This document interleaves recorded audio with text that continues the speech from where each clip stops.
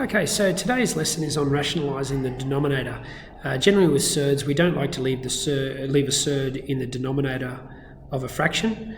A simplified surd has no, a simplified fraction has no surd in the denominator. So we have some processes for doing that. And with that in mind, today we'll actually do, I'll break today's lesson up into two parts.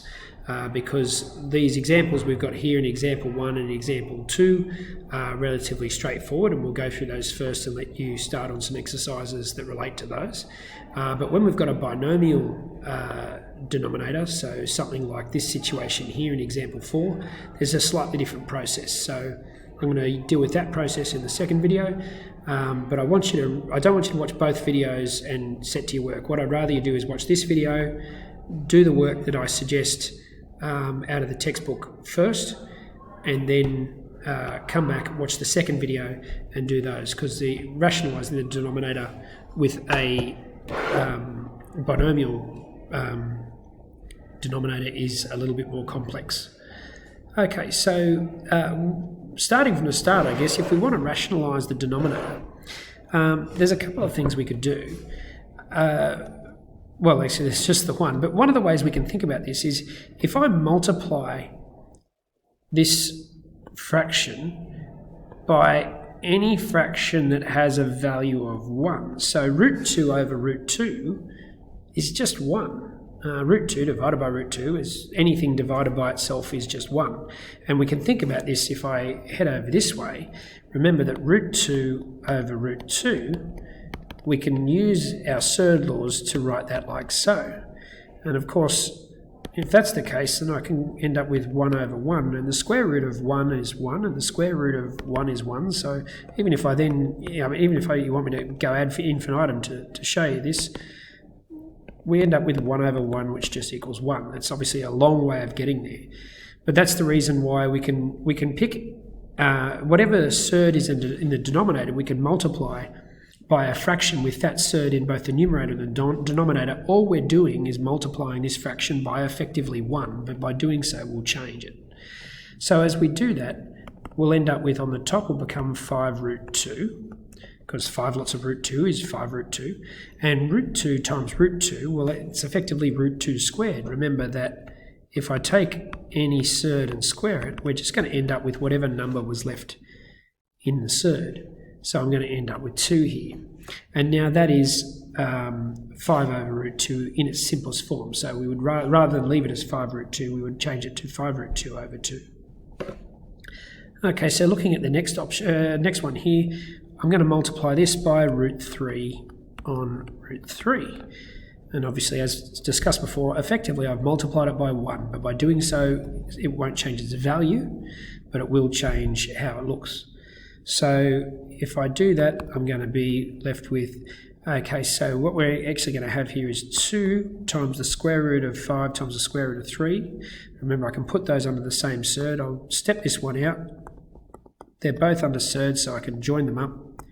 Obviously, the square root of 3 times the square root of 3 is just going to give us 3. And we're going to then be left with 2 root 15 on 3. Now I can't simplify that. I can't simplify things that are in surds with things that are out of surds. So although 15 is a multiple of 3, I can't simplify because that 3 in the bottom is not in a surd, and the 15 in the top is. So I can simplify between the 2 and the 3, but of course that's as simple as those ones will get. Okay, so for the next example, I've got this situation where I've got 3 root 7 in the bottom. And if I multiply both the top and the bottom by 3 root 7, it will work, but it'll make a lot more work for me. I don't have to multiply, I only have to multiply by the surd. I don't have to multiply by 3 root 7. Root 7 will get the job done, and I'll show you how that works. So we'll end up in the top, we'll end up with 2 times 5 times 7 under the square root sign, and root 7 times by root 7, well, that's just 7. 7 times by 3 is 21. And if I simplify that up the top there, that's going to be 2 root 35 on 21. 21 and 2 share no common factors, so I can't simplify that fraction any further. That's as far as that one will go. Now, in this particular example, D, I've got a binomial in the numerator, but that's okay. It's only binomials in the denominator that make things a little bit more difficult. So still, I just take the surd in the denominator and I multiply by a fraction with that surd at the top and the bottom. So essentially what's going to happen here is I'm going to be left with root 2 outside of 4 minus root 2 over 2. So I have to use my half a claw, I guess, and multiply everything in those brackets by root 2. So as I do that, I'm going to end up with 4 root 2 minus root 2 times root 2 is just 2 over 2. And at this point, I can actually simplify that a little bit because 2 goes into both 4 and 2. So if I rewrite that as 2 outside of 2 root 2 minus 1, obviously 2 goes into 4 and 2, so that's factorising 101. And then at that point, I can see that I can cancel off the 2 from both the numerator and the denominator. And so my final answer is going to be, I'm just going to have to go out the side here, just 2 root 2 minus 1. So we've actually got rid of that fraction. Okay, so moving on into the second type of question here, when you've got, so we still don't have a binomial in the denominator, but we do have a situation here where we've got 2 different surds and we're adding them together. So the easiest way to deal with this is to simplify the surds first. Now, in order to get this done, I might have to go to a smaller size pen and sort of zoom in a bit because there's not a lot of room there. So I apologise if this is a little bit small on the screen in OneNote when you look at it. But so essentially what I want to do first is I want to change 5 root 2. And so what I want to do is I want to let's just deal with what that's going to look like first. So I'm going to end up with that being 5 root 2 on 2. And then 2 over root 3, so that's going to be sort of a little box there, and I just want to know that information. And then 2 over root 3, I'm going to multiply by root 3 on root 3, and that's going to give me 2 root 3 on 3. So now I can rewrite this equation as 5 root 2 on 2 plus 2 root 3 on 3. And at this point now I need to find a common denominator. So it's probably easier to simplify your surds first and then we look for a common denominator. So in this case the common denominator is going to be 6. Okay, because 2 and 3 both go into 6 quite nicely. So if we look at that, what did we multiply 2 by to get to 6? Well, we multiply that by 3, so we have to multiply the top here by 3. What do we multiply 3 by to get to 6? We multiply that by 2, so we have to multiply the top of that fraction by 2. So following that through, I'm going to end up with 15 root 2 plus 4 root 3, and they're both over 6. So now I can just simplify that to being 15 root 2 plus 4 root 3 on 6. And I'm going to go sort of around and up here, throw another equal sign because I can see that, oh, no, actually I can't. I'll stop there. I was thinking I could find a common factor, but I can't. So 15 and 6 have common factor, 4 and 6 have a common factor, but between the 3 of 15, 4 and 6 we have no common factor. So that's as simple as I'm going to be able to get that particular equation. So we move on to the next one now. Once again, let's just, I might do this in a different colour this time, and I'll make a little box here where I'm going to simplify my surds first. So 2 root 5 on root 3 times by root 3 on root 3.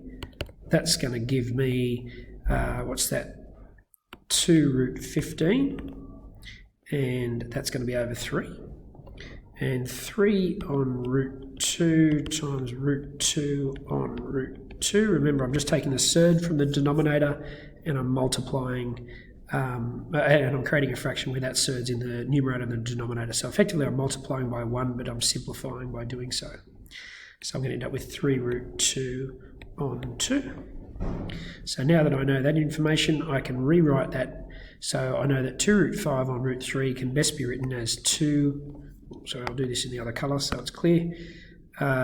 So this can best be written as 2 root 15 on 3, and the other one can best be written as 3 root 2 on 2.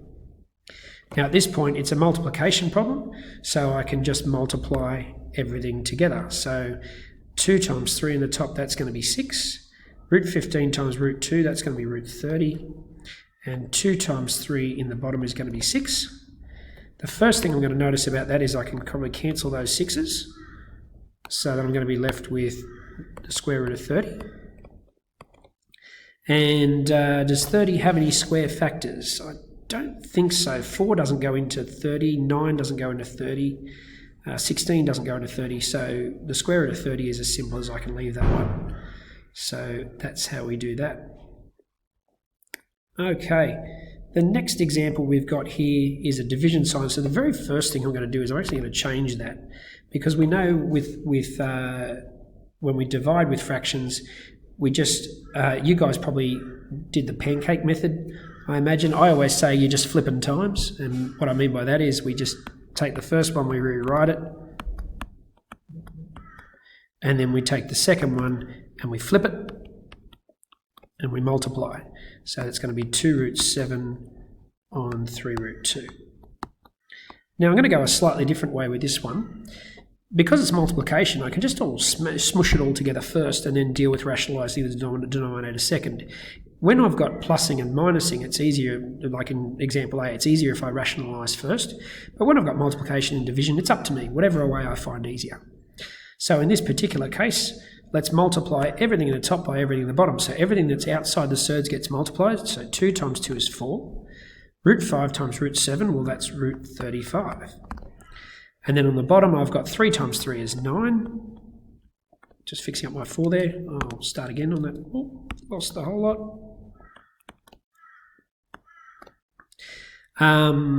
And root 7 times root 2, well, that's going to be root 14. So that's got rid of that reasonably quickly.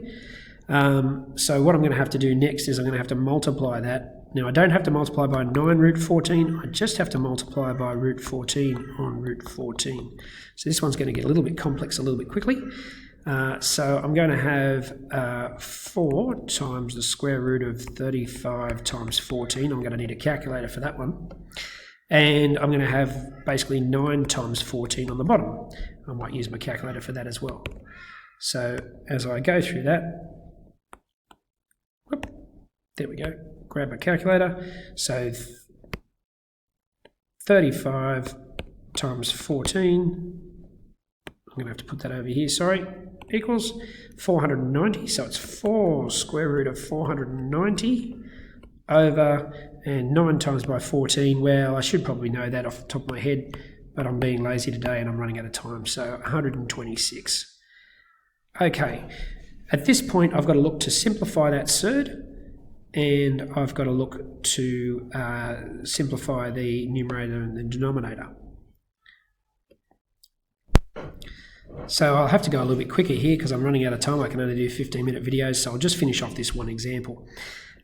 So the next thing I've got to do is simplify that surd. I can see that 49 times 10 is going on there, and I know 49 is a square number.